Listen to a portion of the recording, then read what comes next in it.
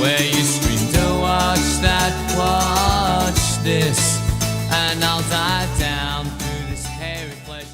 Hi, and welcome to Watch This. I'm CJ Johnson. Thanks a lot for joining me. Coming up on September 30th, the 30th season of The Simpsons will begin to air around the world. This is astonishing. This is the longest running scripted television show of all time, and it might mean that my colleagues weren't even born when the first episode went to air. I was. I certainly remember discovering The Simpsons along the way, but the seismic changes it made to the comedic landscape might not have affected my colleagues as much. Christie Aucamp-Schutte and Adam Boys are those colleagues. Hi guys, were you even alive on this earth when The Simpsons debuted? Oh, I'm 1997, so... No. I look fantastic, but I'm 1986, so I very much grew up on The Simpsons. Okay. But my mum wouldn't let us watch it at first. She was resistant. Yeah. It was, you had to grind them down. Yeah, because dysfunctional family, disgusting American culture, all this, these were my mum's ideas of it. Right. And she just didn't appreciate the young boy not learning his lessons as much as he should.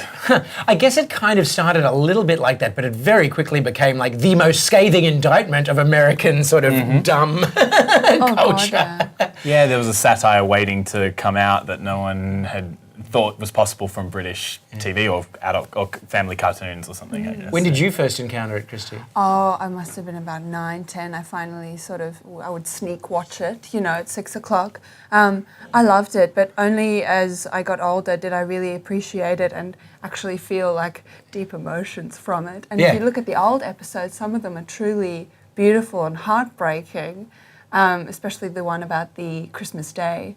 Homer going to the greyhound races. Oh, there are so many good ones. I can't remember that. There's too many. It's a deep cut. There's been like 6,000 episodes or something. But it's true that it always, besides being very incisive satire and very, very, very, very funny, it did have a huge, it does. I haven't watched it in years. That's a funny thing you can say about a show. But it has so much heart, and the relationship and the marriage and the what it has to say about parenting is, it can bring people to tears and has. No, Do you have a favourite quote, CJ? Gosh, no, I can't, no. As I say, I haven't watched it in years, which is, as I say, something amazing that you can say about a show. The fact that it's entering its 30th season is huge. It's incredible. Yeah. Anyway, Matt Groening created it. Yeah. He must be a very, very wealthy man. Since then, he is the creator of Futurama, which ran across 3 or 4 different networks in spurts, but ultimately over 14 or 15 years, finally hanging up shop completely in 2013. And now, 30 years on, he's started his 3rd one for Netflix, and it's called Disenchantment. Your presence is requested at the royal wedding of Prince Gisbert of Bentwood and Princess Bean. Do you take this man to be your husband? No! Oh my God. So Netflix has dropped, I think, all 10 episodes of the first season all at once. And here we go, Matt Groening's first show in a long time. What did we think? How many did we watch? I watched 1 because I only thought it was pretty good. I watched 2, and I wasn't inclined to push the play button on a 3rd. I went 10 for 10. You watched 10? 10? 100%. Of course. It's How there. do you fit that into your life, it's man? There. That's what I do. I watch content. It's there. 10 episodes. True. Why wouldn't you just see where it goes? Okay, well, good. You took one for the team, so let us know. How do you find the whole thing? Because I got to say, after 2, I was pleasantly chuckling and yes, pleasantly chuckling. Nothing more. Look, I think, Simpsons often is said to have had really great writers at certain times. When Conan was writing, that's the heyday of The Simpsons, and everyone's favourite Simpsons episodes were when Conan was a writer. So you've got Matt Groening at the head, and then you've got Josh Weinstein, I want to say, is the other co-creator. And so between them, they've got Simpsons history, so you're just going to get those classic Simpsons gags. They're unoffensive, they're obvious plays. I'm not offended that it wasn't gut-wrenching funny. Yeah, okay. It's accessible, it's all ages, and it's a foray into fantasy. It's kind of, Adventure Time that's not as quirky, and Rick and Morty that's not as grotesque. Is it all ages? I know that in one of the first 2 episodes I watched, there was a dwarf versus ogre battle that was incredibly gory, involving lots of stabbing in the eyes and lots of dead dwarves. I don't think there's any blood though. It's Right, just okay. like the daggers are in the eyes, or something's cut off, but it's got a clean limb. I think Right. it is aimed at all ages. Okay. I think this will be very popular with kids. It's like a naughty kid show, you know, not too kiddie, but like naughty kid, sort of pre-teens would they would love this, I think. It's colourful, it's friendly, there's no doubt. Yeah. However, I would think that those kids watch Adventure Time, and Adventure Time is a little bit smarter, a little bit more fun and absurd, and can play with lots of different things. Deals with a lot of LGBT content really subtly in there. I hate to make comparisons to Adventure Time. I wish it could live on its own, but unfortunately, coming this late in the game, Adventure Time's about to wrap up, and now this is starting. I want to be in charge of my own destiny. I want to see the outside world. I want to get rid of all the diseases plaguing mankind and replace them with worse ones. Being you're out of control. I don't even know what to yell at you. I'm not so bad. Well, you did kill that one guy. I'd be fine if someone could just slide my head up a bit. So there are 10, are there? 10, correct. So in the 8 that I didn't watch and the 9 that Christy didn't watch, does it get at all topical or edgy, or does it maintain this sort of just generally feel-good, funny vibe? I don't think it really pushes much. Okay. To be honest, I've only got the main through line, which comes toward the very end, and that's all that's stuck in my mind. And it's very unoffensive and doesn't really do much. It feels to me like the style of humour is like this sort of 2 levels of meta, because like one of the things that he sort of pioneered, I guess, Groening and his writers pioneered with The Simpsons, is this idea of deconstructing the joke. So what you think is going to happen either does or does not happen, and then it gets commented on within the scene.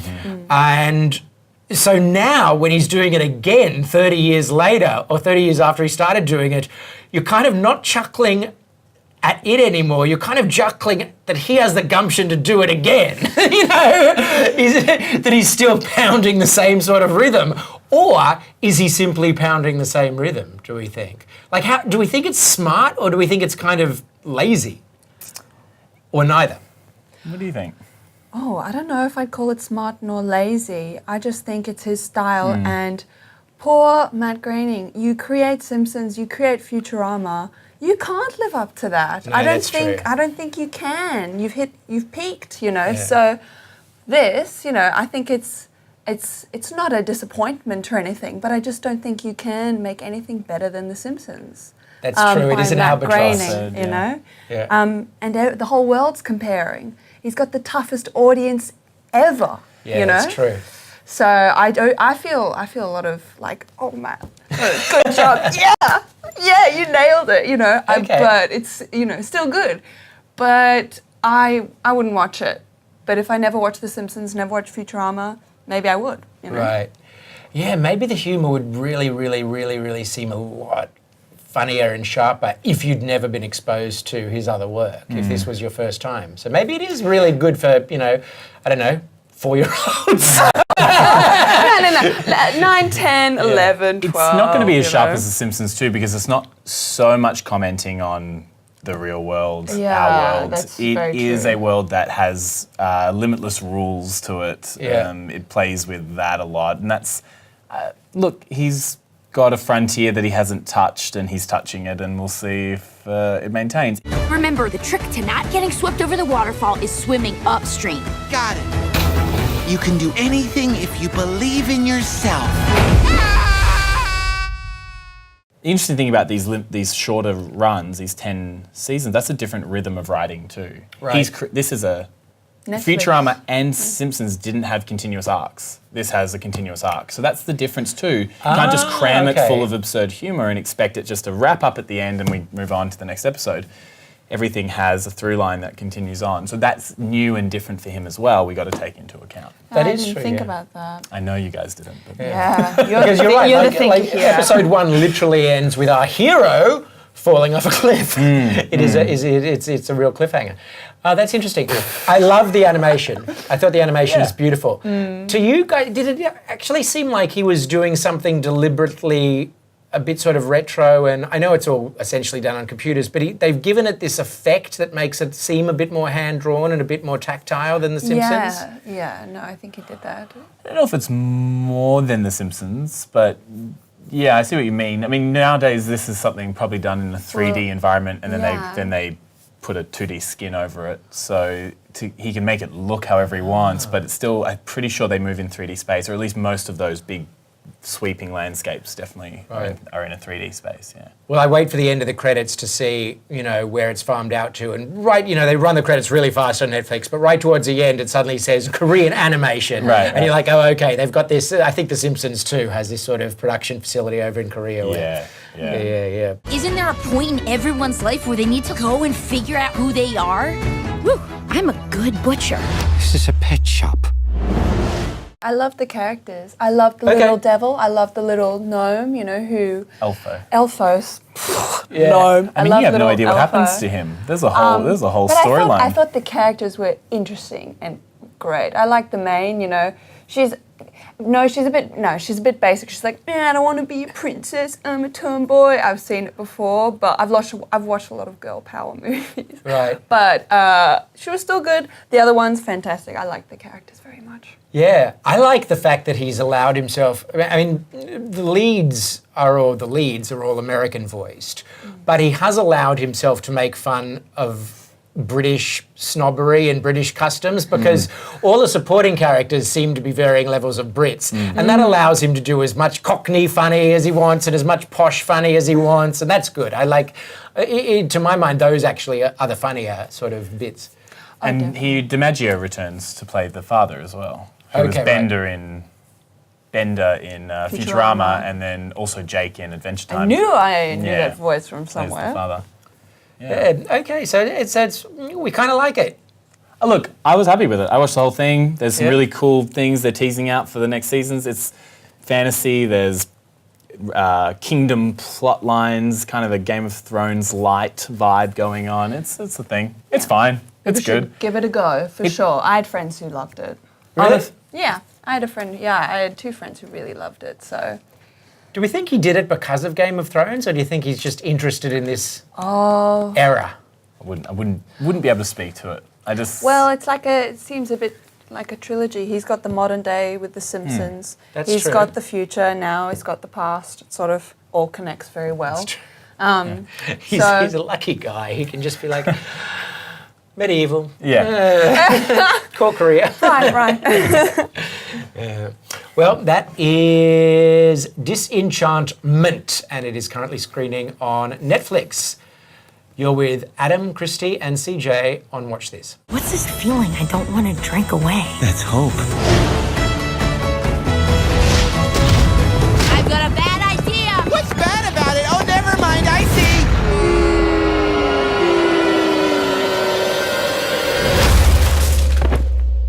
I'm so proud of you.